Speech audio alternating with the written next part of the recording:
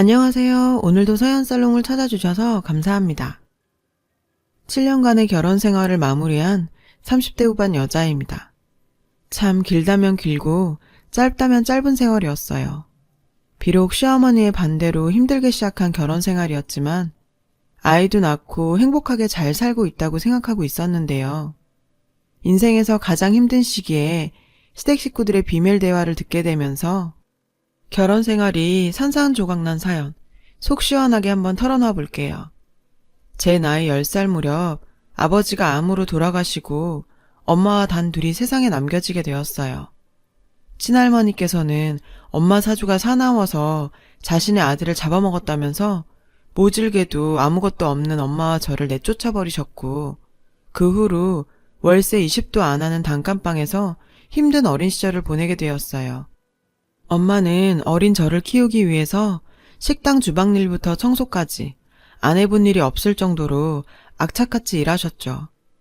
그렇게 모은 돈으로 시장에서 떡볶이 장사를 시작하면서부터 저희 모녀의 경제 사정도 점점 나아지기 시작했어요. 엄마와 저는 새벽 4시면 일어나서 재료 손질과 장사 준비를 했습니다. 그런 노력 덕분에 떡볶이 가게가 시장 맛집으로 유명해지면서 월세 20의 단칸방에서 30평대 아파트로 옮기게 되었고, 저도 무사히 대학까지 다닐 수 있었어요. 엄마는 떡볶이 대박집으로 나름 큰 돈을 버셨지만 늘 허름한 차림에 365일 시장 닫는 날 제외하고는 하루도 쉬지 않고 새벽에 일어나서 장사 준비를 하셨죠. 그런 엄마에게 이제는 좀 쉬엄쉬엄 하라고 말씀드려도 그때마다 항상 같은 말씀을 하셨는데요. 수인아, 이 가게가 어떤 의미인데 내가 쉴 수 있겠니? 우리 딸 이렇게 번듯한 어른으로 키워준 가게인데 우리 딸 결혼할 때 내가 방 한 칸이라도 구해주려면 열심히 해야지. 그 말을 들을 때마다 다 컸다고 생각한 제가 아직 엄마에게는 짐이 되고 있다고 생각하니 죄송한 마음이 크더라고요. 친구들 약속도 제치고 주말마다 빠지지 않고 엄마 가게에 나와서 일손을 돕게 되었어요. 20대 중반까지 제대로 된 찐한 연애 못 해본 게 어쩌면 당연한 일이었죠. 그런 저의 메마른 연애 전선에 봄바람이 불기 시작한 일이 생겼는데요.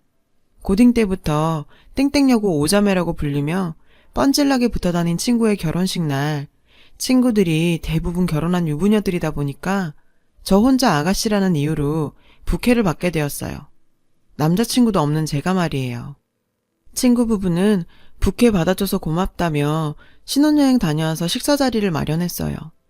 그 자리에서 친구의 남편은 저에게 소개팅 한번 받아보지 않겠냐며 제안했어요.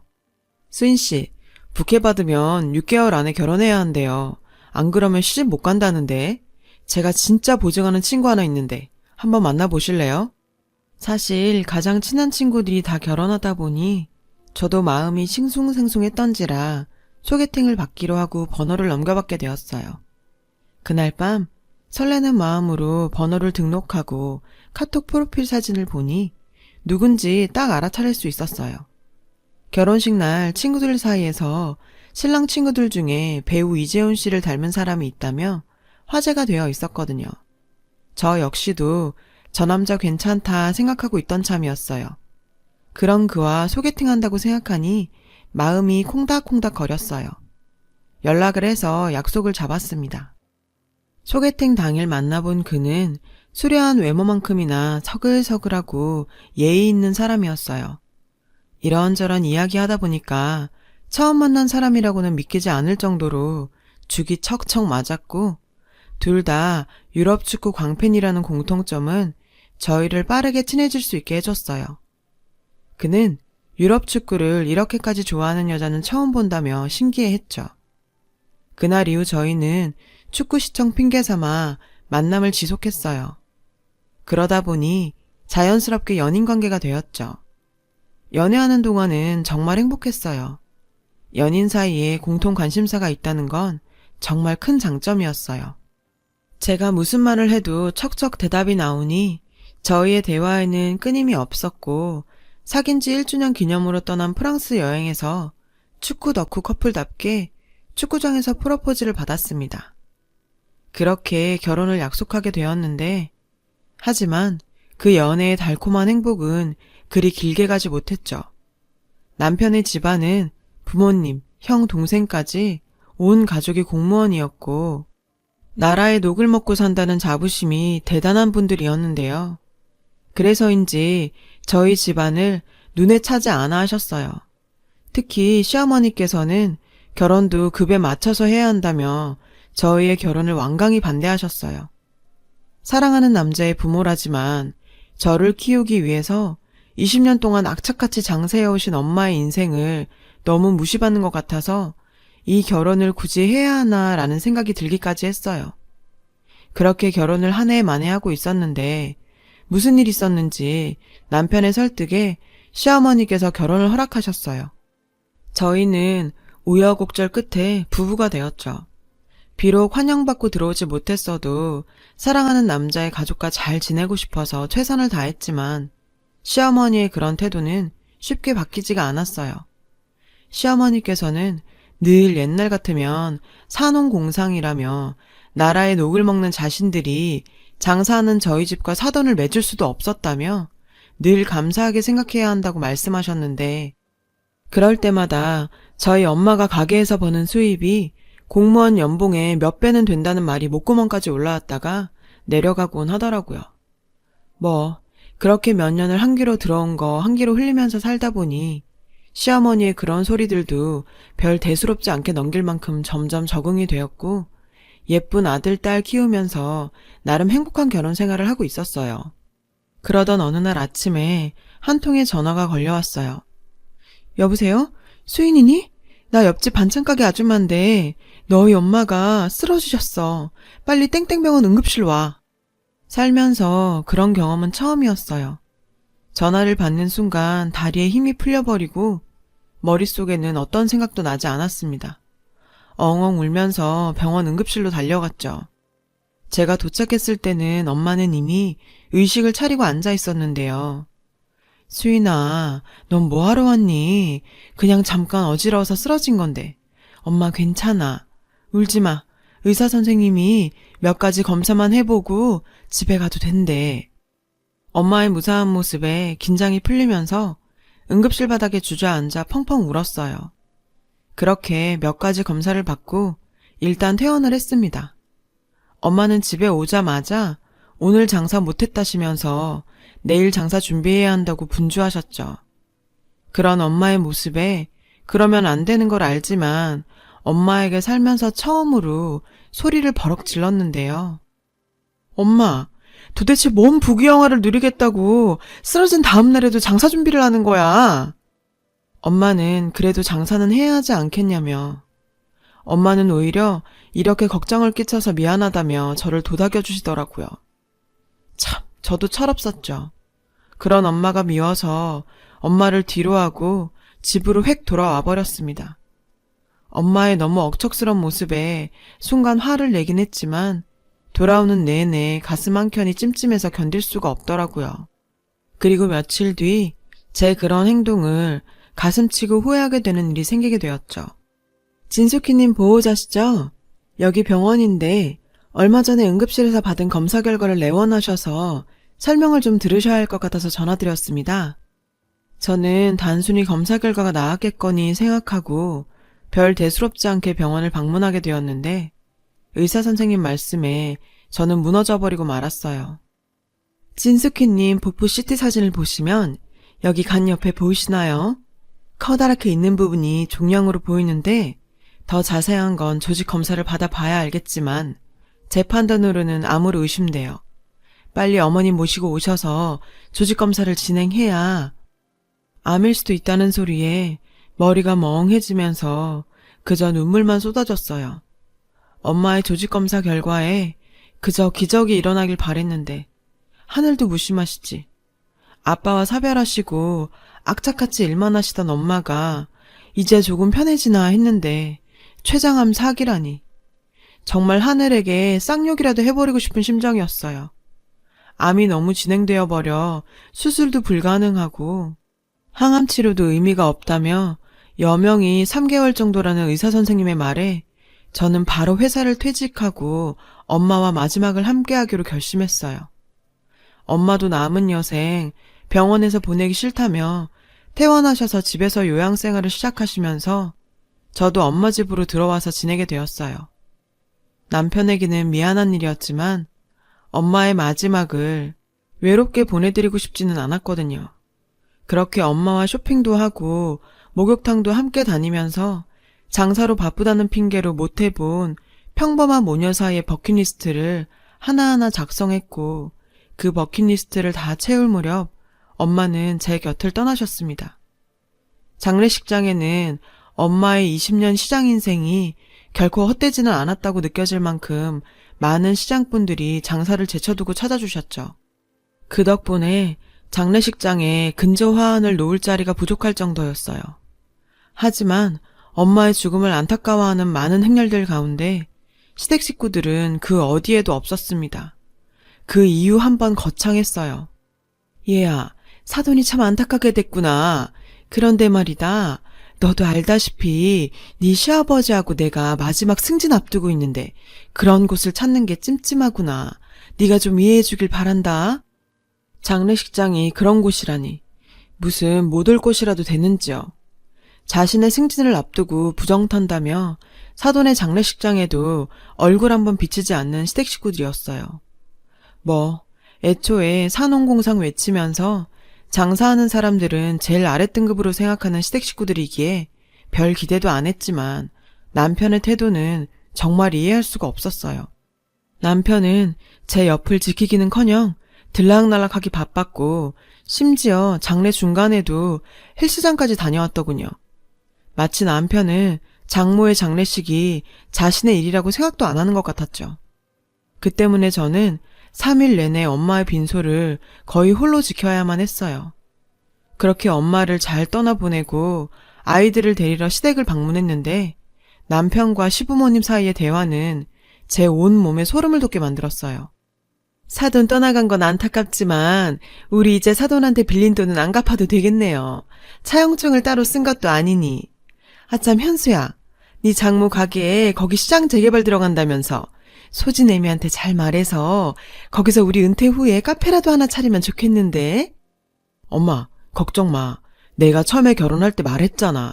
장모님 재산 은근히 좀 된다고. 엄마한테 돈을 빌렸다는 게 무슨 말이고 이제는 갚지 않아도 된다니? 이게 무슨 논리인지. 그리고 우리 엄마 가게를 지들 멋대로 카페를 한 해 만에 하는 건지. 지금 이게 도대체 무슨 소리예요? 저희 엄마한테 돈을 빌렸다뇨. 저희 엄마 장례식장에도 안 나타나더니 고작 집에서 이딴 소리 나고 있었던 거예요? 제 갑작스런 등장에 시댁 식구들과 남편은 당황한 눈치였어요. 아니, 너는 무슨 소리를 하는 거니? 누가 돈을 빌리긴? 제가 자신들의 대화를 다 들었는지 생각도 못한 시어머니께서는 천연덕스럽게 잡아떼시더라고요. 방금 제가 들은 건 뭐죠? 저희 엄마가 돌아가셔서 이제 돈을 안 갚아도 된다니? 저희 엄마가 돌아가신 게 그래서 그렇게도 좋으셨어요? 웃는 소리가 밖에까지 다 들리던데요? 수인아, 너 지금 무슨 소리 하는 거야? 우리 엄마한테 이게 무슨 버릇이야? 장모님 돌아가셔서 스트레스가 심한 건 아는데 이렇게 푸는 건 아니지.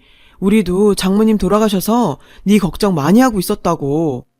저는 애초에 기대도 안 한 시부모님보다 내 편인 줄 알았던 남편놈이 결국 제 편을 들어주지 않는 상황에서 장례식 내내 쌓여온 분노가 폭발하게 되었어요. 야, 스트레스? 그런 인간들이 장례식장에 한 번을 안 와보니? 그리고 너 내가 모를 줄 알았어? 장례 중에도 너 헬스장하고 사우나도 다녀왔더라. 아무리 피 한 방울 안 섞인 사이라지만 하나뿐인 장모 장례식에 그딴 식으로 행동하는 게 정상이야? 남편은 지가 생각해도 장모 장례식 중에 헬스장 가고 사우나 간 건 좀 너무했다고 생각하는지 꿀먹은 벙어리가 되더라고요. 시어머니의 뻔뻔함은 제가 상상한 그 이상이었어요. 저에게 미안하다고 사과하기는커녕 어디서 소리를 지르냐며 승진 앞두고 장례식장 같은 불결한 곳에 안 가는 건 당연한 거 아니냐며 오히려 큰 소리를 지르더라고요. 말이야 바른 말이지. 우리가 너희 집 같은 집이랑 결혼시켜준 것만 해도 감사해야지. 그깟 돈 몇 푼 빌려준 걸로 생색내기는. 그리고 너희 엄마한테 빌린 돈인데 너희 엄마가 죽었으면 당연히 안 갚아도 되는 거지. 그걸 가지고 네가 왜 따지고 있는 거니? 순간 시어머니의 뻔뻔함과 추악함은 간신히 잡고 있던 이성의 끈을 놓아버리게 만들더군요. 진짜 상정도 못할 인간들이네. 너희 같은 집, 여기가 조선시대예요? 산업공상? 당신들은 그리 잘나서 장사하는 우리 엄마한테 돈 빌렸었나 보지? 그거 알아요? 우리 엄마가 당신들보다 몇 배는 더 벌었다는 거? 내가 말 안 하고 있으니까 진짜 지들이 잘나서 그런 줄 아나 보네. 그렇게 아이들을 데리고 엄마 집으로 와서 남편과 별거를 시작했어요. 저는 이미 돌이킬 수 없는 강을 건너버렸다고 생각했어요.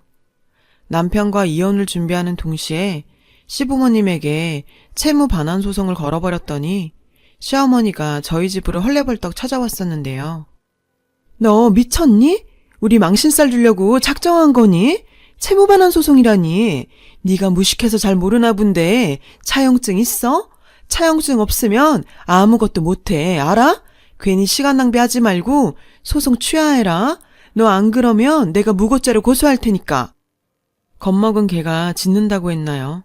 소송이 들어가자마자 쪼르르 저희 집까지 달려온 그 여자는 뭐가 그리도 무서운지 차용증 있냐며 떠들어대더라고요. 20년 장사하면서 작은 지출부터 100원 빌려준 것 하나도 기록 다 해놓은 엄마가 사돈한테 돈 빌려주면서 기록 하나 안 남겼을까요? 엄마의 장부에는 돈 빌려준 날짜부터 입금 내역까지 상세하게 기록되어 있었죠. 무려 3차례에 걸쳐서 5천만 원이나 빌려갔었는데 날짜를 보니 시아버지 벤츠 뽑은 시기랑 딱 맞더군요. 자기가 장사하는 사람이라고 그렇게 무시하더니 우리 엄마 돈은 탐나나 보더군요. 차용증요? 5월 15일, 6월 23일 땡땡 은행으로 입금됐네요. 우리 엄마가 무슨 바보예요? 5천만 원이라는 큰돈 빌려주면서 기록 하나 안 남겨뒀다고 생각해요? 아, 그리고 변호사가 그러던데 채무 변제 의지도 없고 빌린 적 없다면 딱 잡아 뗀 거. 기망행위에 들어가서 벌금이 최소 100만 원은 넘게 나온다던데. 공무원 파면 기준이 아마 벌금 100만 원 이상이었죠? 그제서야 그 여자는 당황한 듯이 눈이 파르르 떨리더니 제 앞에 무릎을 꿇더군요.